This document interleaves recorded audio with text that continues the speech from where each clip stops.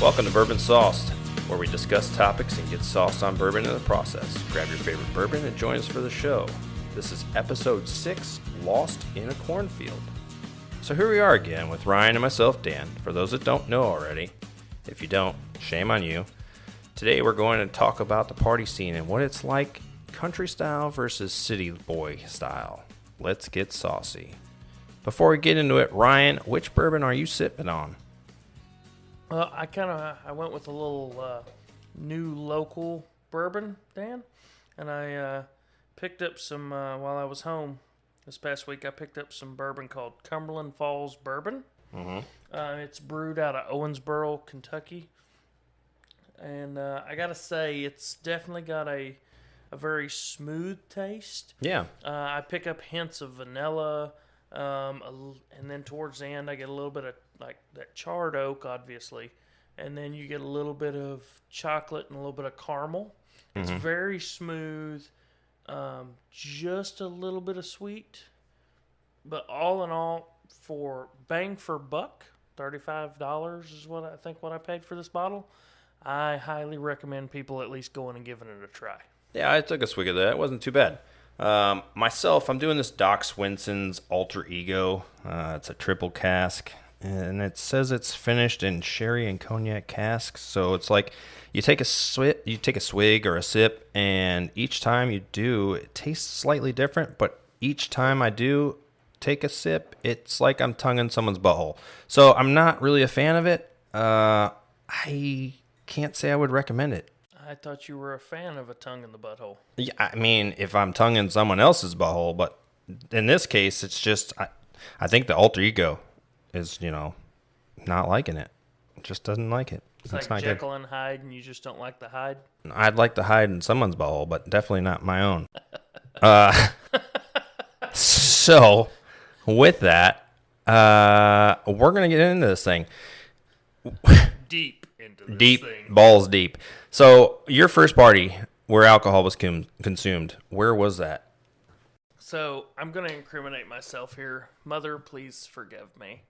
But I would have been 15 or 16, and it would have been right before the start of school.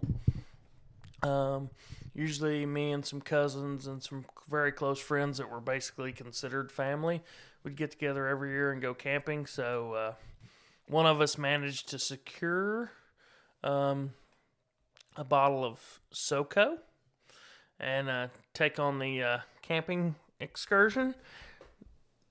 I will say we were apparently way more responsible at 15 and 16 years old than I am at 35. Because none of us got injured. None of us did anything too crazy. Because nobody ever knew. Interesting. So, that would be the first time I actually tried alcohol. And what did you drink when you were at that party? That was SoCo. Oh, you did say that, Southern didn't you? Comfort. Yeah. See, this is what happens when you zone out. Yeah, well, sometimes I'm just busy thinking of other things, not...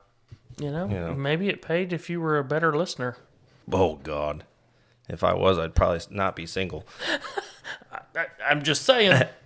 So, for me, my first party... Oh, God, my parents are going to be pissed. So we were in the basement, and my dad used to have milk crates full of booze.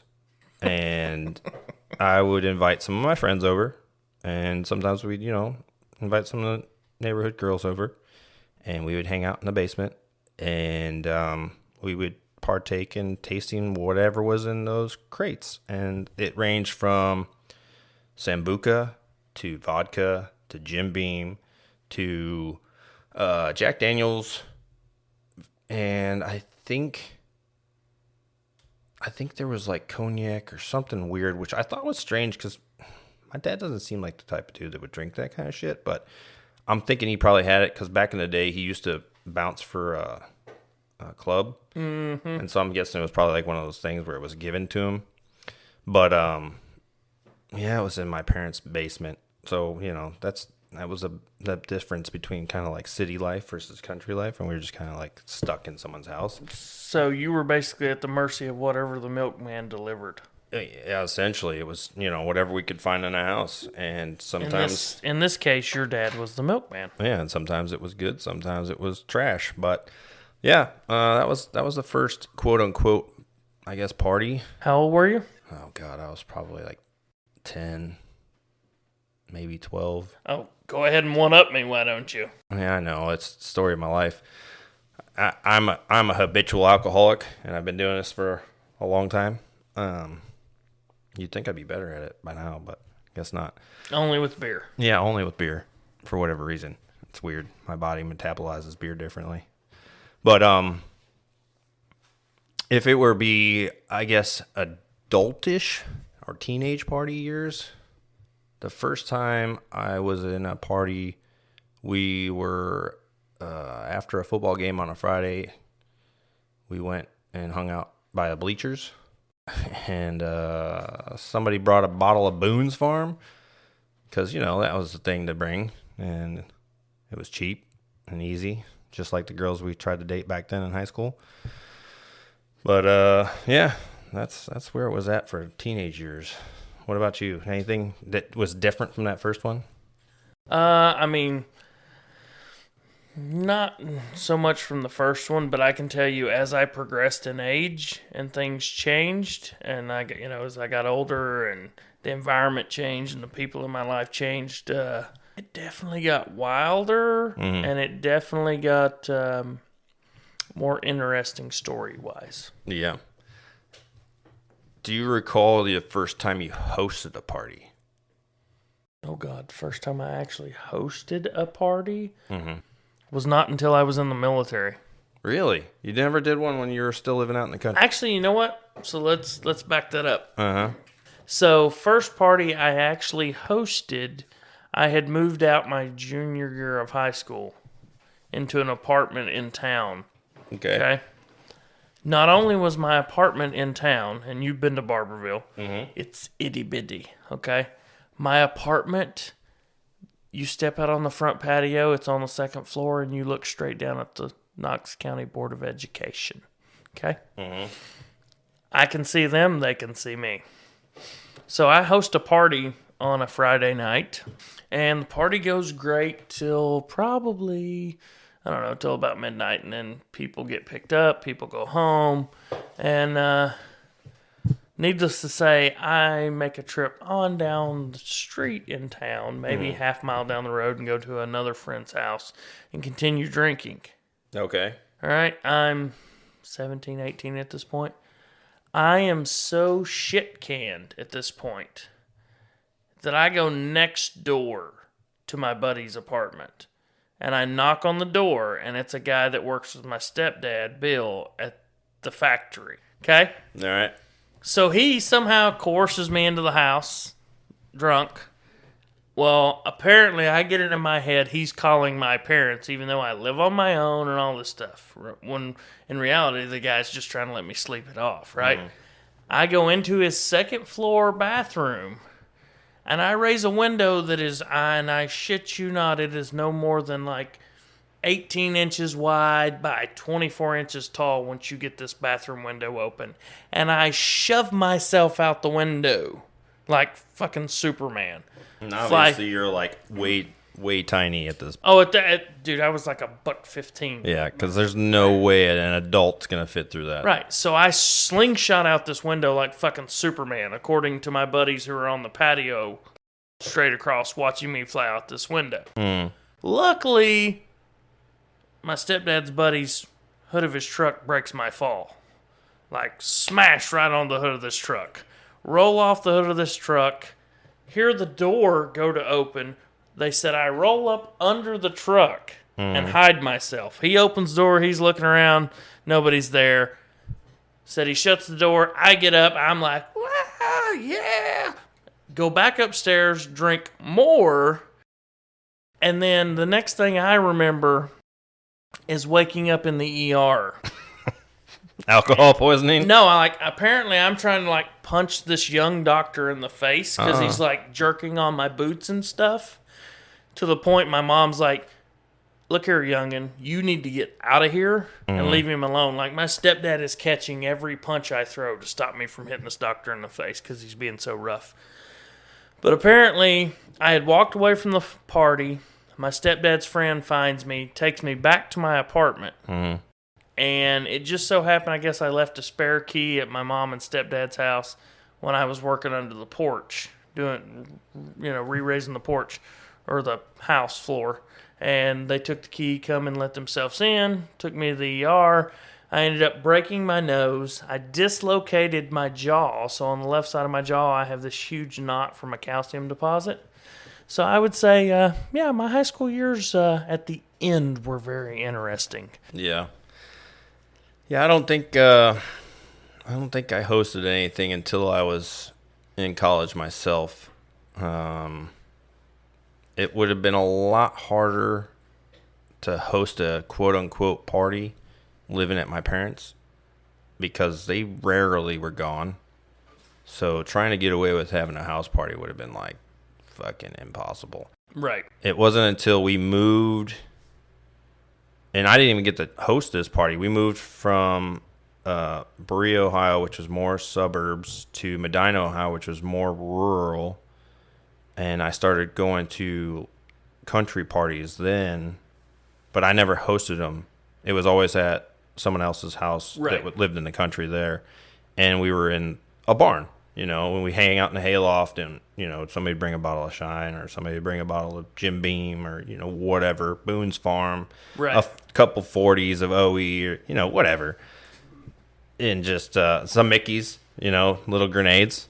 And we'd sometimes go cow tipping or whatever. But the first time I actually got the host party in college, we were in the dorms. And, we just have people in and drinking at underage, which is not recommended for those of you that are listening that might be minors. I would not recommend it. It's illegal. Don't do that until you're of age. But, of course, in college, in the dorms, hosting a party, the likelihood that cops were going to show up was higher. And when we would go to a frat party, the probability of cops being called was like 90%.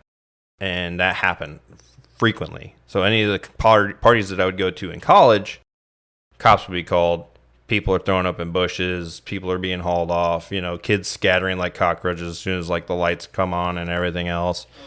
Things that you don't typically have to worry about in a country setting, because you're sitting at a barn somewhere, unless you're on somebody's property that's not okay with it. Yeah, you know what I mean. Like I remember even in college going to parties in like Findlay, Ohio, or Tiffin, Ohio, and you're out in the fucking boone somewhere and parking in just some random cornfield and getting it on with somebody. But those farmers didn't give a shit. You know what I mean? As long as you weren't messing with their crops, their cows, whatever it was, they didn't care. A lot of times it's like we would just go down the tractor rows where there's no crops and everything else, so you're safe. Yep. And the only time you would get busted if the cop kind of saw you bust off into a field somewhere. But I just think that country parties were a lot more fun than city parties, just because of that fact. Because there's a lot more you can get away with versus,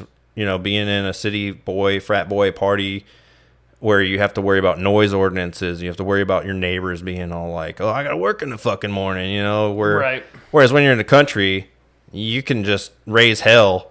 Yeah, your next neighbor's like a mile down the road. Or more, you know what I mean? So it's like, yeah. Yeah, so I it's like, Arrow, did you hear that gunfire last night? Nope, didn't hear a thing. Right, yeah. So I remember country parties being a lot more fun for me coming from the city side than maybe if somebody were in the countryside coming to the city. Because, I've had friends that live in like the metropolis type cities, Atlanta, Chicago, downtown, Denver, LA. And it's fun and all to go to those places.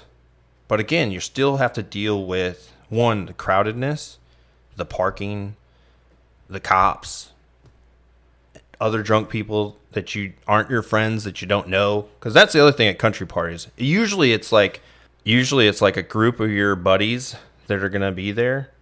Right. And I don't know. It just seems to be one of those things where it's a lot more fun in the country. I just want to burst some bubbles here. Uh-huh. So, when you think MD 2020, what do you think? Mad Dog 2020? Right? Yeah. That's what I grew up calling it, Mad Dog 2020. Right. So, I don't follow TikTok, but somebody sent me this video the other day, and then I had to do some research, because that was easy to get, hands-on. You needed some nasty, cheap wine or liquor or whatever, Yeah. right? Mad Dog 2020 was an easy thing to get your hands on. Mm-hmm. It's actually Mogen David. Mogen David. No damn clue that that's what it was called. I didn't either. And then I was like, you're full of shit. I'm going to Google. I Googled. I researched like 20 articles to find out that Mad Dog 2020 is just what people started calling it because the hangover that followed. Yeah. Oh, well, you remember when Red Dog was out? Red Dog was like a big thing for a while, and everyone used to joke about Red Dog because the logo upside down looks like Batman eating a vagina. You know what I'm talking about? Yeah. But He's getting his Red Wings. he does look like it because it's all red. You know what I mean? He's coming up and he looks like he's all red. Any really dumb things that you were convinced to do at a party? You know, so. Are we still in high school, or have we progressed to adult life? You can travel wherever you want for this one. Okay, so I will say my party world. So, just to give a little backstory, I had two options. I had scholarships for sports, or I could join the Army. And apparently, at 18 years old, I felt the wiser choice was to join the Army because if I went to college, I would have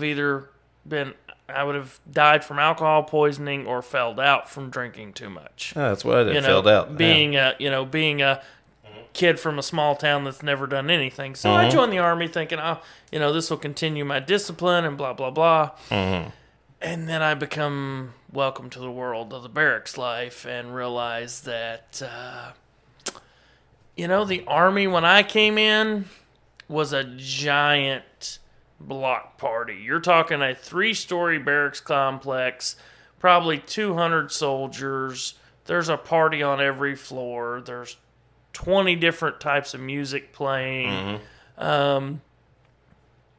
You ran out of alcohol? Somebody on your floor has some more. Oh, yeah. Right? It was easy to find it. So the barracks parties were great, but I will say we did actually have one barracks party where the MPs were called. And I recall, we got really good with our medic, right? Yeah. So our medic would, and it was funny. Like our medic usually he would drink some. We had a couple of medics, so they would drink some, but they never got like just obliterated usually. Yeah. And like a good medic, they want to keep a little bit of wits about them just in case somebody gets messed up and they got to administer some medical attention. So the MPs show up. Okay. Well, we've taken all our Army furniture out of our rooms as far as the seats, and we have a line of like 10 seats down each side of the wall. Yeah. Right? And we have 4 medics on this floor right now who are, and there's 6 or 7 of us in these seats, all receiving IVs. The MPs show up and they're like, we got noise complaints, blah, blah, blah. But the 6 of us were sitting here getting IVs so we could be sober for Monday's run. That's going to be supposed to be 3 miles, but everybody knows it's going to be a 10-miler because First Sergeant's going to want to run that alcohol out of you whether he wants to say it or not. Right. So I will say those are some of my fondest moments is like getting just obliterated on Friday, Saturday, Sunday. And Sunday night you're sitting in the hallway with like anywhere from 6 to 20 other dudes taking IVs. So that was pretty epic. I just remember barracks parties being insane. And same as you, where if the police or the MPs were involved in those parties, a lot of the times those were the rowdiest ones, just because they knew they knew the leadership and everything else, and they could kind of like circumvent the whole, hey, you know, we're buddy, just turn a blind eye to this. And the parties in the barracks, because I was stationed overseas for my first duty station, and so I just remember those parties being wilder than any other party I've been to stateside.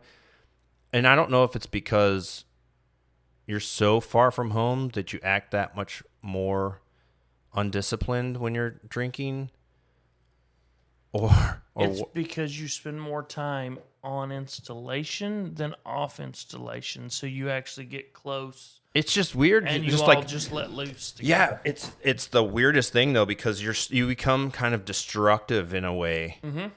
And I wasn't that way, but I know a lot of the kids that I drank with, they would end up throwing microwaves off the third floor, or their chairs from their rooms off the third floor balcony.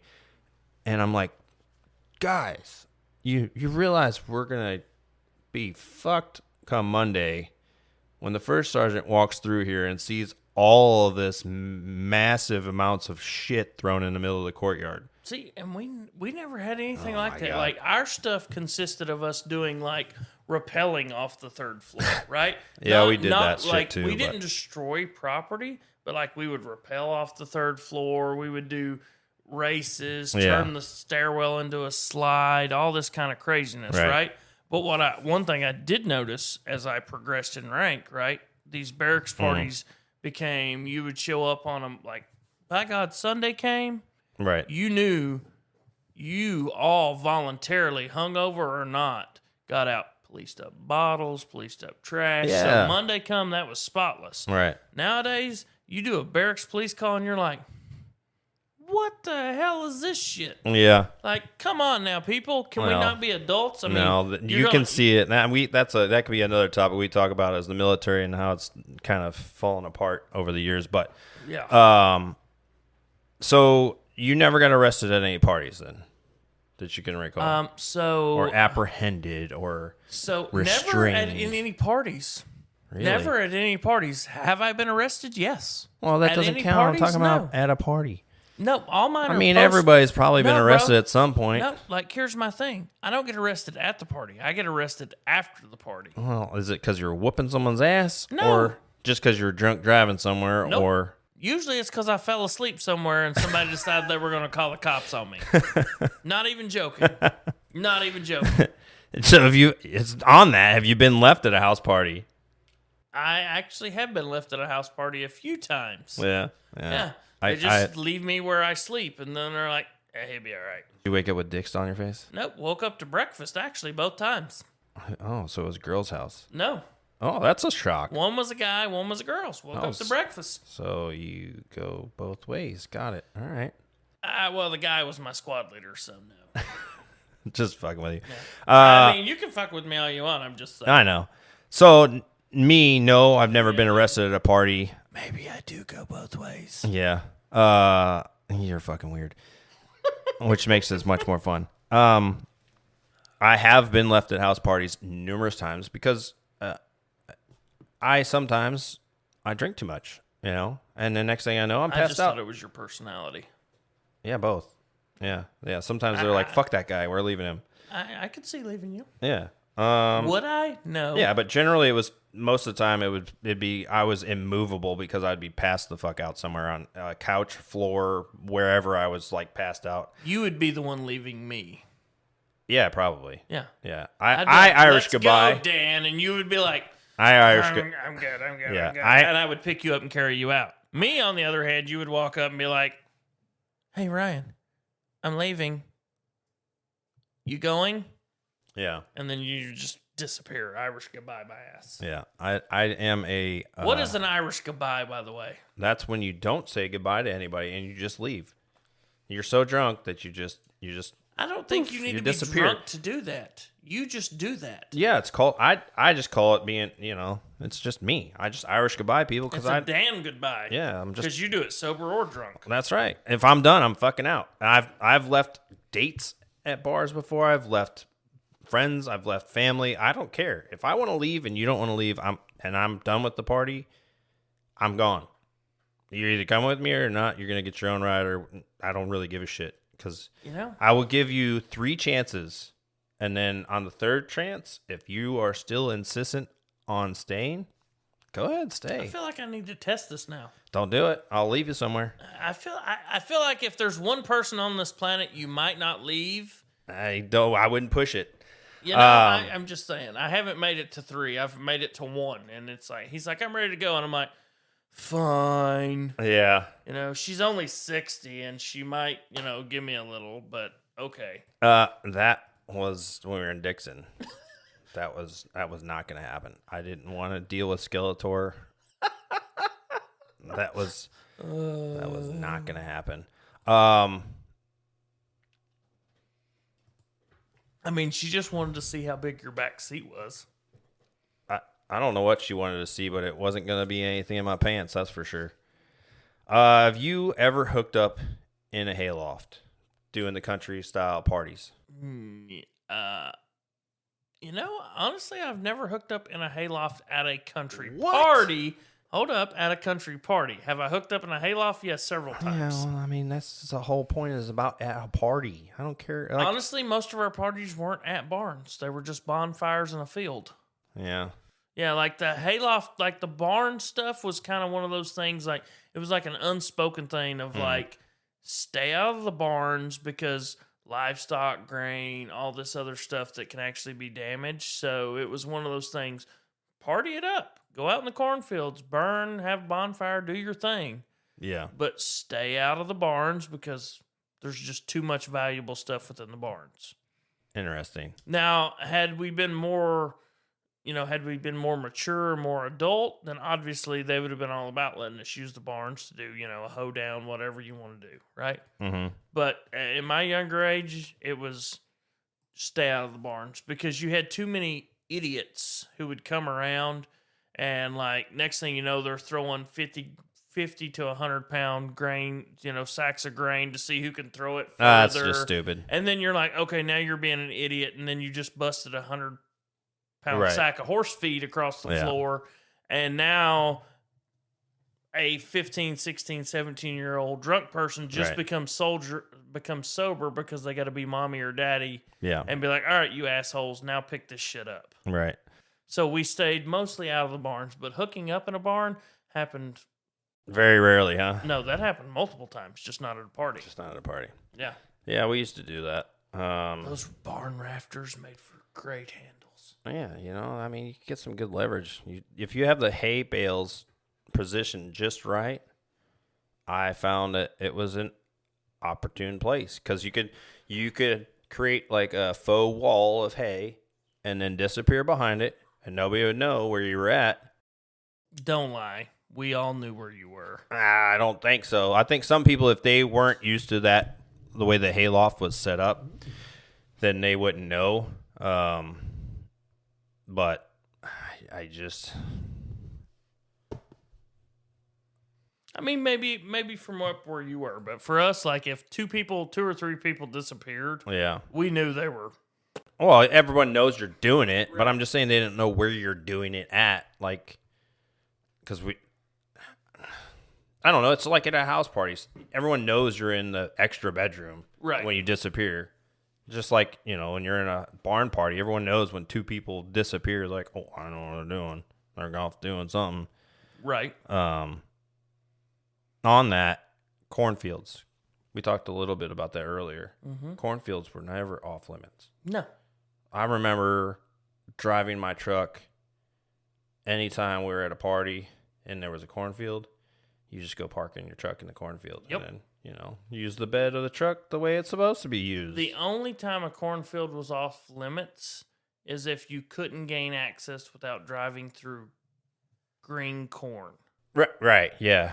If it's early on and you're gonna run over some stalks, you better not barrel through those stalks. That Some is the farmer one is gonna time have I your promise ass. you, old Farmer John or Farmer Yep. Ted is going to be out there and there's going to be buckshot flying. They don't care Right. whose kids you belong to. Exactly, for sure that'll be a thing. But I remember because when I was going to college in Bowling Green, it's a country college, and anytime we would go out Bowling to Green. Ohio, not Kentucky. All right. Well, yeah, just making sure because Yeah. obviously it's Right. Western Kentucky and Bowling Green, but just so people Yeah. understand. Right. There is a difference because Bowling Green, Kentucky is also in the country. Mm-hmm. It just so happens that that's where amazing Corvettes are made. Whereas Bowling Green, Ohio, it's just where babies are made. At parties. Yeah, at parties. Without birth control. Yeah. Wildest thing that you've seen at a party or that you participated in. Riding on pigs and jousting. I was preloaded for this question. Yeah. I have waited this entire conversation for this question, Dan. So I have pictures for mine, which you hate when I do this because you think I'm one-upping you, but I'm not. You don't trump jousting while riding hogs.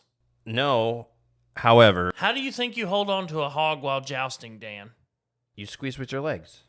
That's it. Yeah. That's it. Right, After yeah. they've slopped around in mud and everything else, Yeah. I get it. there's not much to hold on to. No. Unless you're naked and then it's skin on skin. Hey, got your bacon in the game. May have been a time or two where it developed into naked jousting when we realized Right. it was easier to hold on to. Oh, yeah. Yeah. Everybody knows that. Like we're talking sock, feet, and gloves. That was it at some point. Because the socks gave you just enough traction behind the pig's hips, and the glove, the one glove allowed you to hold just behind the ear, Right. and then you had one to hold your joust Yeah. stick. Um, It was amazing. I'm not gonna lie. That's It the was wildest thing you participated in. pig jousting. Yeah. I would say that's probably the craziest So, as far as a country party goes. man, a country party for me would have had to been ATV paintball jousting.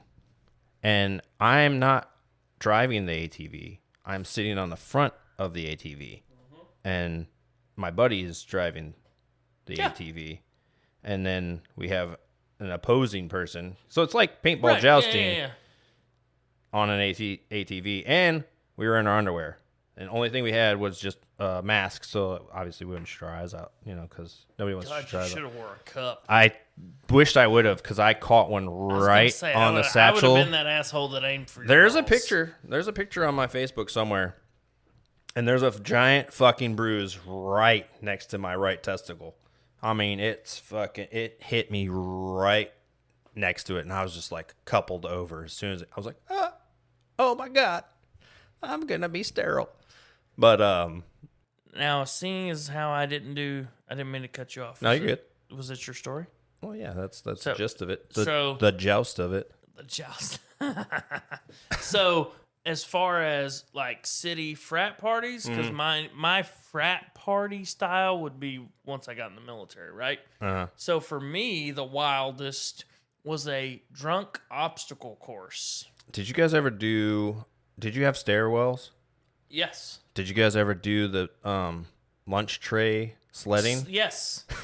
Yes. So, but my craziest would have been the drunk obstacle course. Yeah, I okay? can imagine that being a good one. So, you basically played like a trivia game at first, where each of you got 3 questions, and you had to do shots off of those. Then you had to run from one end of the hall, and I mean run to the other end of the hall. Yeah. On the 3rd floor. Go in, take another shot, and then you rappelled down the window. Mm-hmm. When you got to the bottom, you did burpees. 5 burpees God, each. somebody's throwing right? up. In between each burpee, you took a shot. Nope, I'd be dead. Each burpee. Be dead. Okay? Alcohol poisoning. Anybody got a medic on standby? You complete the burpees. You run across the quad to the other barracks. Through the quads.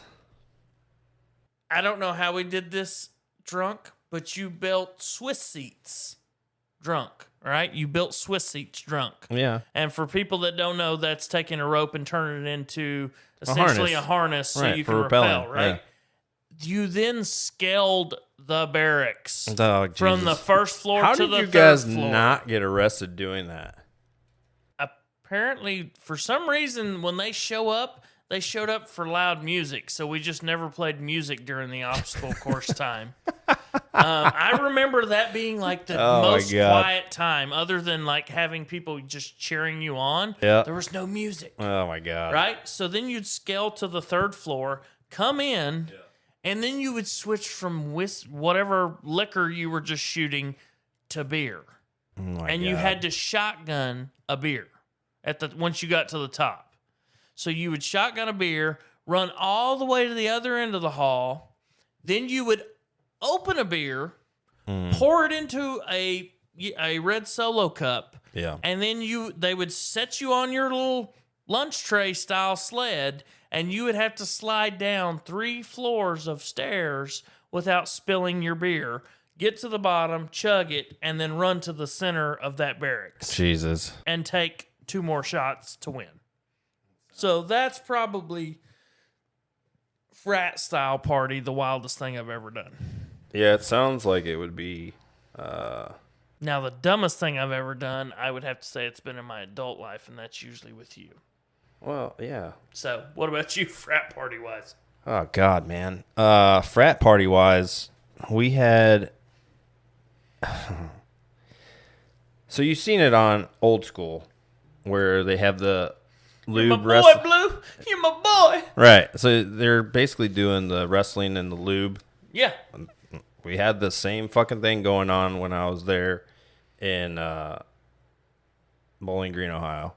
You know, they also had that in Ladies Man, right? But they were naked, and it was... Yeah, well, they weren't naked at the one for this party. It's the same guy in it. I'm just saying. You know, maybe you all were naked. Would have been a lot more fun if the girls I'm just saying, naked. If you were naked, Dan, with another guy... No, I'm not going to do it with another dude. Wrestling with lube, it's okay. No, that's not going to be the thing. But that was probably one of the wilder parties, which was the same party where I ended up walking to Taco Bell.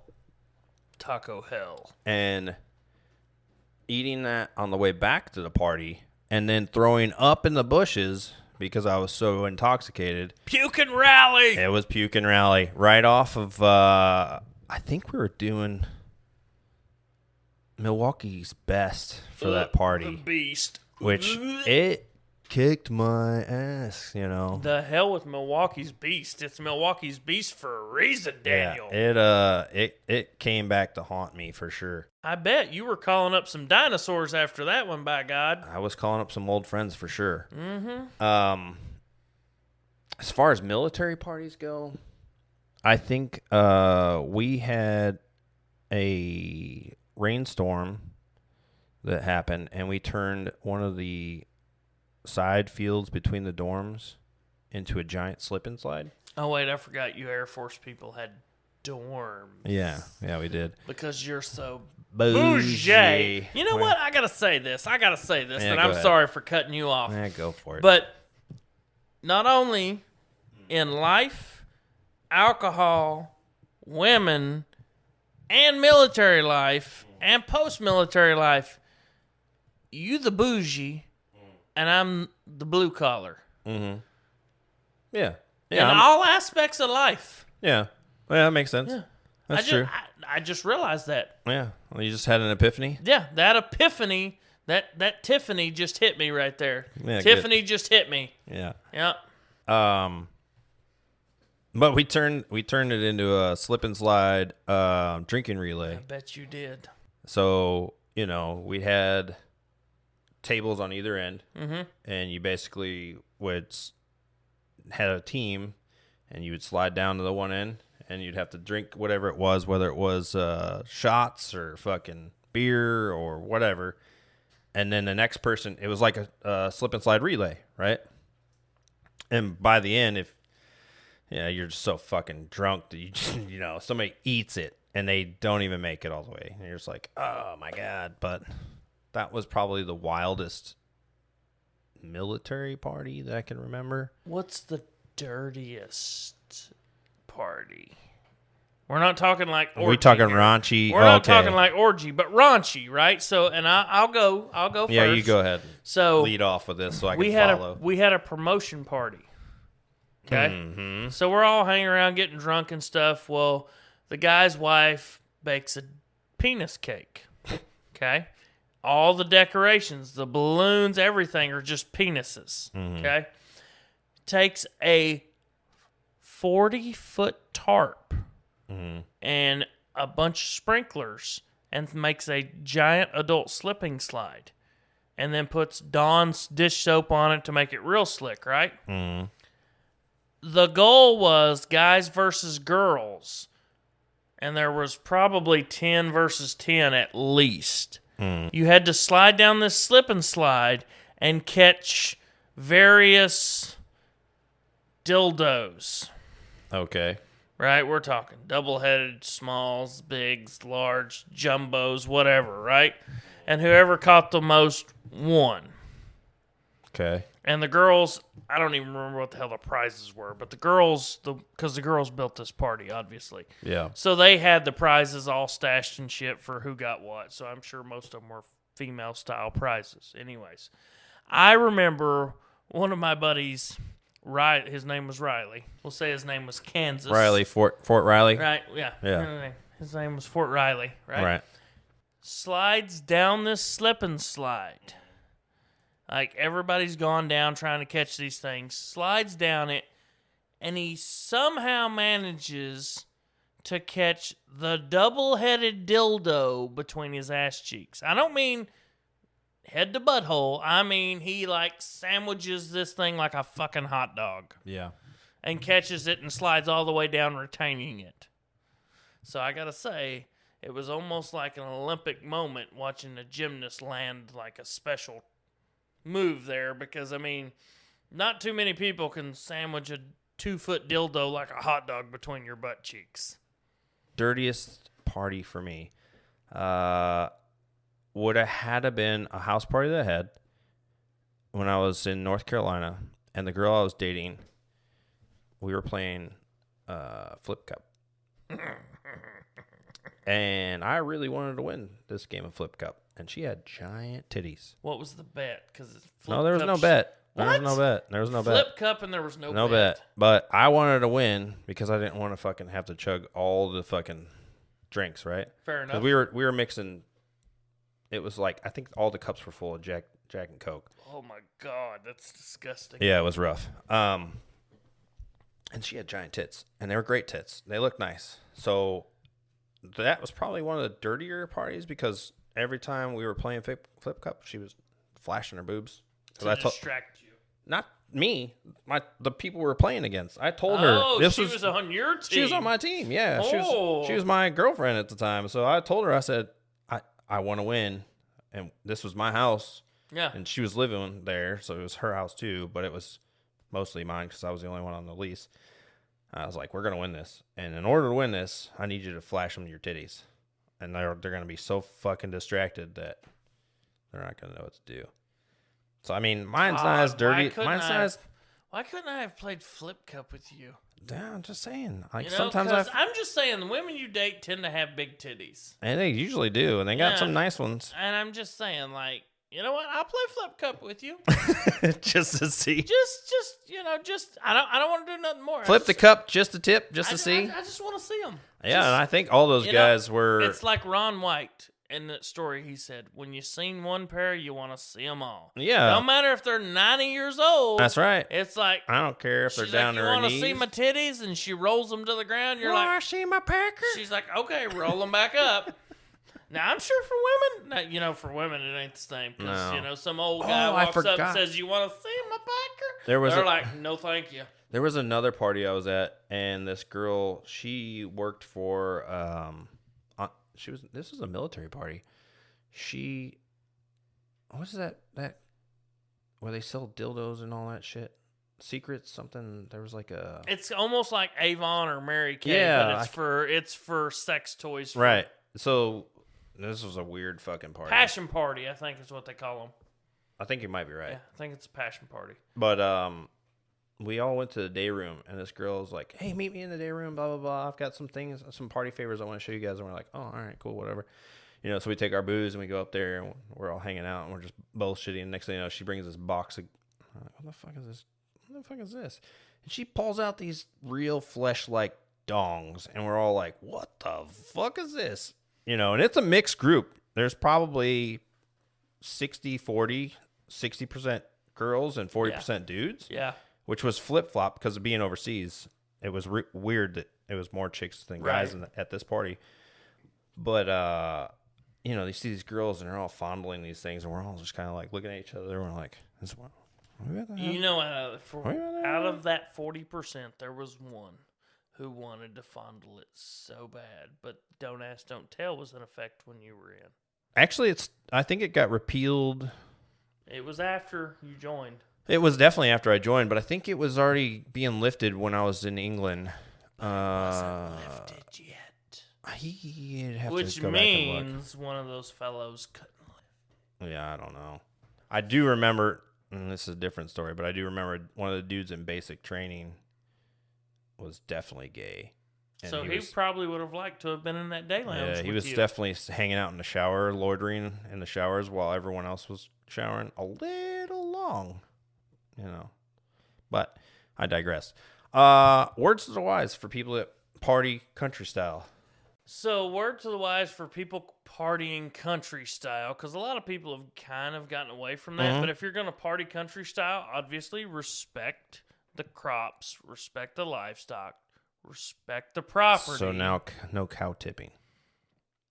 I mean, obviously we did it, but don't do it on your own farm or anybody that knows you. I mean, obviously, go somewhere else to go cow tipping because you don't want to be the kid. Farmer Bob shooting fucking 30-30 at your ass. You're picking up your own damn cow because you were drunk and let your buddies push it over, right? So, obviously, honestly, the biggest thing is respect the property you're on because a lot of times the farmers and everybody else knows you're there. Right. And they're giving you that courtesy and that leeway to be teenagers and be young and be dumb and have fun. Right. But respect that. Yeah. Because a lot of times your city kids don't have that ability. Right. Right? So my word to the wise is respect the fact that you have the ability to do those things. Mm-hmm. And don't burn those bridges. Okay. Because next thing you know, you got buckshot flying at you. Yeah, nobody wants to get shot. Because in the country, the fact is rather than to have discussion, most people just rather throw some buckshot and call it a day. Yeah, I agree. I'd say words for the wise for city partying is know your surroundings, make sure you have a DD, and above all else, know where your exits are for when the cops show up. Because that's important. When you got to fucking flee the scene, you got to know where your exits are. I got to say, if cops are coming into the cornfield, you ain't got much to worry about. No, because most of the time somebody's jumping on an ATV, or fucking trucks and ripping through somewhere. But ATVs and vehicles aside, I'm just saying, if you're the sheriff and you're coming into the cornfield, you're probably looking at close to 100 acres of corn. Good luck, sheriff. Yeah, right. I'm just saying. But as long as y'all are being responsible and not being crazy and destroying the property and the crops and stuff, most of the time nobody cares. It's just kids having fun. Yeah, and I think that's the thing that society needs to remember is that. But by no means am I obviously promoting underage drinking. No, but everyone needs an outlet. No matter what your age is, I think at some point it's important for adults to remember they were those kids at some point. Agreed. And why would you want to rob those kids of that memory or that chance to learn a lesson or, whatever it is that would transpire. I mean, bottom line is, we're prime examples. Mhm. Our parents are prime examples. Mm-hmm. Doesn't matter how you raise your kids as far as, I mean, it does matter how you raise your kids, because you to can an raise your extent, kids into shitholes, and then Mhm. people just want to bury them and just call it a day. Mm. But ultimately, what I'm getting at is, it doesn't matter how you raise your kids, essentially, when it comes to going out to parties and stuff, essentially. As long as they understand to respect each other, respect where they're at, and not do anything to damage property or person. I mean, just let them do what they're going to do, essentially. Yeah. Because whether you let them do it or not, one way or the other, it's going to happen, and that's just a fact of life. Well, right. Period. That's a sure ass thing. Well, I tell you what, man, this was a really good conversation about the differences between country partying and city partying, and I'm sure we could fucking talk about this for hours. So that'll do it for us here, Ryan. I would say cheers to you. Cheers. Yuns that are listening. Y'all, as Ryan likes to say, yins and y'all. I don't say yuns. You say yins sometimes. Okay, so maybe I do. Yeah, you do. So that wraps it up for us here at Bourbon Sauce. Thank you for listening. If you enjoyed today's episode, please like, subscribe, and share with your friends. The more you like and share, the better the chances are we can grow the channel. The algorithms, they love it. Also, check out our Instagram page at www.instagram.com/Bourbon Sauce. Bourbon Sauce is one word, where you can see clues on upcoming episodes as we post them throughout the week. As well, you can interact with us. You can message us there, give us feedback, and interact real time with us. Hope you come back. Until next time, enjoy your favorite beverage and get sauced.